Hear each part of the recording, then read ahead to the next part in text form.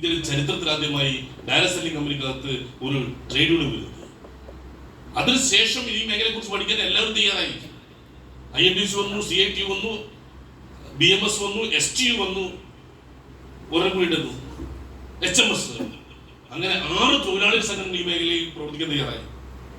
അവർ ഒറ്റയ്ക്കും കൂട്ടായി നടത്തിയ സമരങ്ങൾ 1-2 വർഷമല്ല, 2011 മുതൽ 2015 വരെ നടത്തിയിട്ടുള്ള നിരന്തരമായ സമരങ്ങൾ, സെക്രട്ടേറിയറ്റ് മുമ്പിൽ നിരാഹാരം, പാർലമെന്റ് മാർച്ച്, രാജ്ഭവൻ മാർച്ച്, അങ്ങനെ നിരന്തരമായ സമരങ്ങൾ ഒരുപാട് നടക്കുമ്പോൾ നിയമസഭയ്ക്കകത്തും പാർലമെന്റ് അകത്തും MLA-മാരെ കൊണ്ട് MP-മാരെ കൊണ്ട് വിഷയം ഉന്നയിപ്പിക്കുകയും അവർ ഈ വിഷയം ഉന്നയിക്കുന്ന സമയത്ത് പുറത്ത് വലിയ സമരങ്ങൾ നടത്തുകയും ചെയ്ത് നിരന്തരമായി നടത്തിയ സമരങ്ങളുടെ നേട്ടമായി കഴിഞ്ഞ 2010 ജൂലൈ മാസം 29-ാം തീയതി ഈ മേഖല നിയമപരമാക്കി മാറ്റിയിരിക്കുകയാണ് ഗവൺമെന്റ്.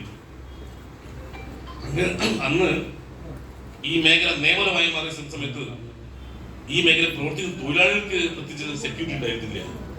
അന്ന് കൺസ്യൂമർ പ്രൊട്ടക്ഷൻ ആക്ട് അതാണ് അന്ന് ഹൈലൈറ്റ് ചെയ്തത്. പണം മുടക്കുന്ന ഒരു കസ്റ്റമർ വഞ്ചിക്കപ്പെടാൻ പാടില്ല, അത് മാത്രമായിരുന്നു പ്രധാനം.